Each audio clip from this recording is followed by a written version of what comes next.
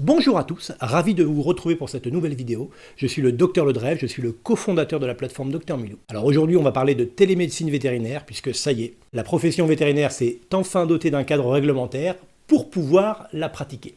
Dans cette vidéo, je vais vous expliquer ce qu'est la télémédecine, dans quel cadre on peut effectuer des actes de télémédecine, et surtout, des exemples concrets, parce que je pense que vous serez d'accord avec moi, rien ne remplacera le contact réel, cette relation indispensable entre l'animal, son parent et le vétérinaire.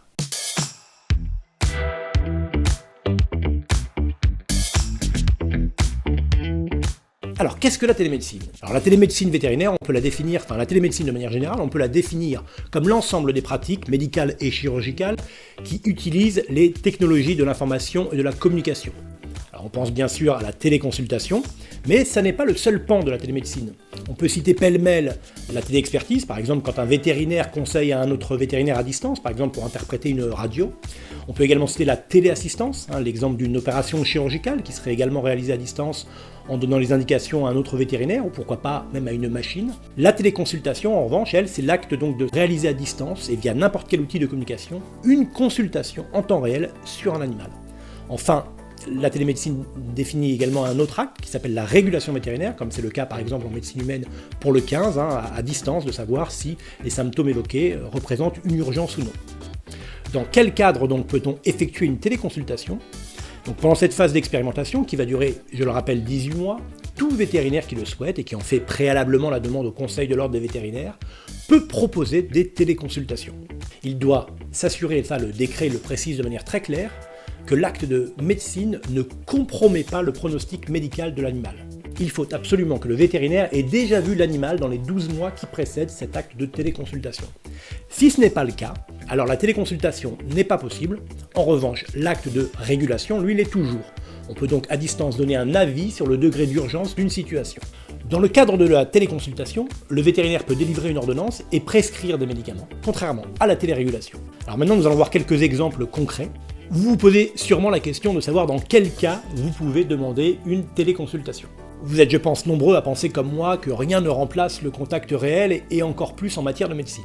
Néanmoins, on l'a vu avec cette crise sanitaire, des situations peuvent rendre nécessaire, voire absolument incontournable, de pouvoir prendre l'avis d'un vétérinaire à distance. Et avant même de parler de téléconsultation, j'insisterai sur l'acte de télérégulation qui peut s'avérer utile dans bien des situations.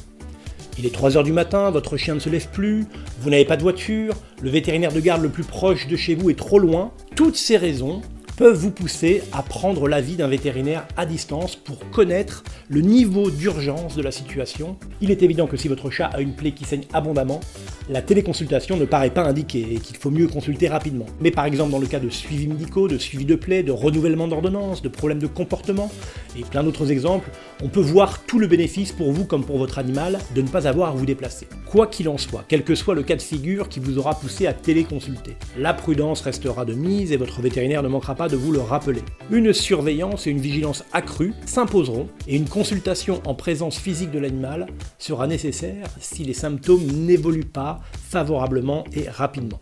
On en arrive à la fin de cette vidéo, et j'espère qu'elle vous aura été utile. Si vous êtes intéressé par la télémédecine, n'hésitez pas à discuter avec votre vétérinaire habituel pour voir s'il prévoit de mettre en place de tels actes au sein de son établissement. Sachez que chez Dr Milou, nous avons mis en place des actes de télémédecine, alors téléconsultation pour nos clients et télérégulation pour tous. N'hésitez pas à visiter notre site internet et faire appel à nos services si vous en avez besoin. Si vous avez des questions au sujet de la télémédecine auxquelles je n'ai pas répondu dans cette vidéo, n'hésitez pas à nous poser la question dans les commentaires. Et comme je ne sais pas encore de quoi nous parlerons dans la prochaine vidéo, n'hésitez pas à nous faire des suggestions si vous avez une idée de thème que vous avez envie que l'on aborde dans la prochaine vidéo. D'ici là, prenez soin de vos boules de poils préférées et prenez soin de vous. Merci, au revoir, à bientôt.